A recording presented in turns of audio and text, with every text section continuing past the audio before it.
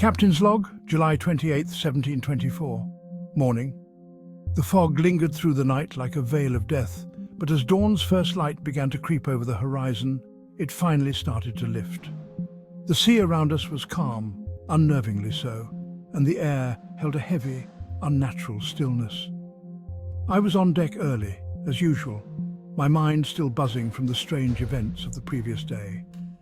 The crew had barely slept, haunted by the same unease that gripped us all. I caught glimpses of them whispering among themselves, their eyes darting to the horizon, as if expecting something to rise from the depths at any moment. As the fog thinned, something caught my eye.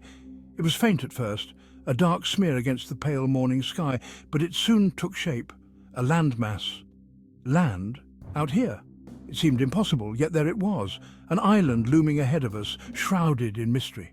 We'd not seen it on any of the charts, and no sailor I've ever spoken to has mentioned an island in these waters. The Devil's Triangle, it seems, has more secrets than I'd care to discover. The crew quickly sprang into action, adjusting the sails and preparing the ship to approach this unknown shore. There was a palpable mixture of excitement and dread in the air. Some of the men whispered about treasure, others about cursed lands and doomed ships. I could see the fear in their eyes, though. No one wanted to say it aloud, but we all felt it. The island's sudden appearance was no coincidence. As we drew closer, the island's jagged cliffs and thick jungle became clearer. It was an ominous sight, with sheer black rocks rising from the sea like the teeth of a great beast, and thick, impenetrable vegetation creeping down to the water's edge. The air grew heavy, thick with the scent of salt and something else, something sweet and rotten that clung to the wind. We anchored just offshore, the water here surprisingly shallow. I ordered a longboat to be lowered and gathered a small crew to explore the island. David insisted on coming with me, and I was glad for his company. His steady hand and sharp eyes have been a comfort through this entire ordeal. As we rowed toward the shore, a strange sense of foreboding settled over me. The water beneath the boat was eerily clear, revealing a rocky seabed littered with bones. Human bones, by the look of them. The men noticed too, their whispers growing louder as we passed over the graveyard beneath the waves. By the time we reached the beach, the unease had turned to outright fear in the crew. The sand was black as night, gritty and cold beneath our feet, and the dense jungle ahead of us seemed alive with unseen eyes. I gave the order to split into two groups. David and I would lead one party inland, while the other would stay near the shore, searching for any signs of the prey for Mojo.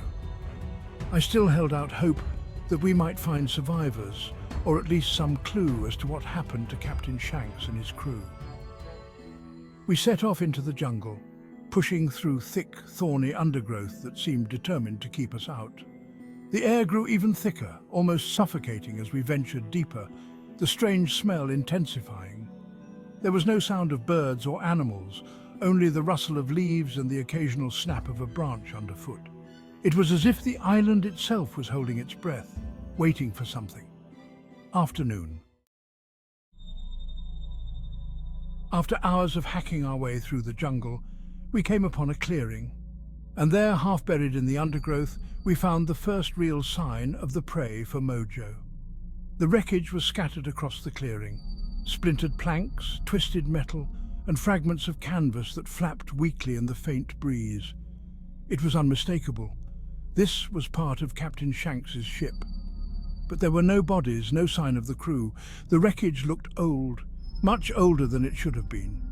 The wood was grey and weathered, covered in moss and vines as though it had been there for years, perhaps decades. I could feel the tension in the men rising. They were muttering about curses and ghosts, and I could hardly blame them. The island had a way of playing tricks on the mind, and the sight of the wreck only deepened the feeling that we were not meant to be here. As we searched through the wreckage, David found something. A tattered journal, half rotted, but still legible in places. It belonged to one of the crew, though most of the pages were too damaged to make out. From what little I could read, it spoke of strange visions of creatures glimpsed in the jungle, and of something even more ominous, something stalking them from the shadows. The last entry was particularly unsettling.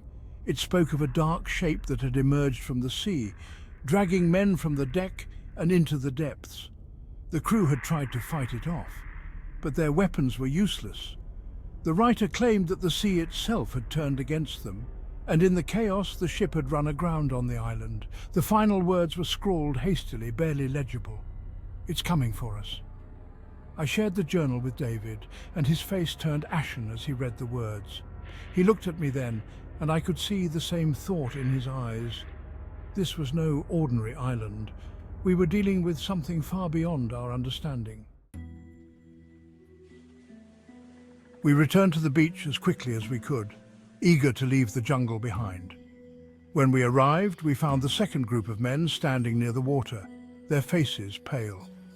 They had found more wreckage, pieces of the prey for Mojo washed up on the shore.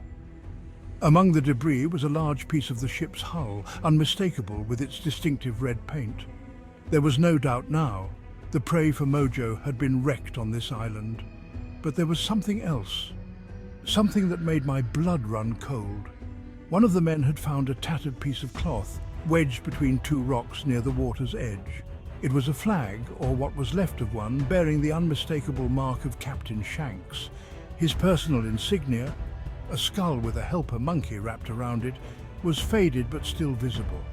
It confirmed what we had feared.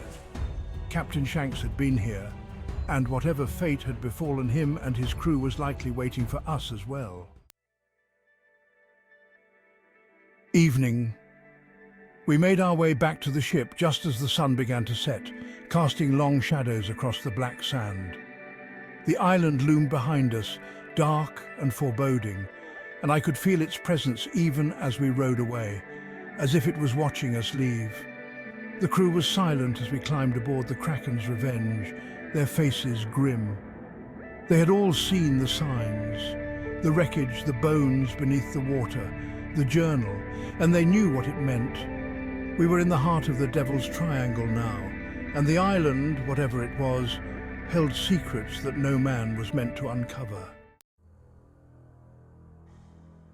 As night fell, the fog returned, creeping in from the sea like a living thing.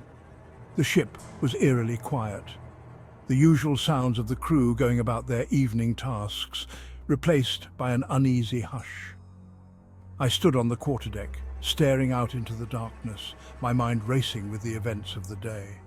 The journal's words haunted me. Something had attacked the prey for Mojo, something that defied explanation. Was it the same creature that had been responsible for the strange sounds we had heard the day before? Was it still out there, lurking in the waters around us?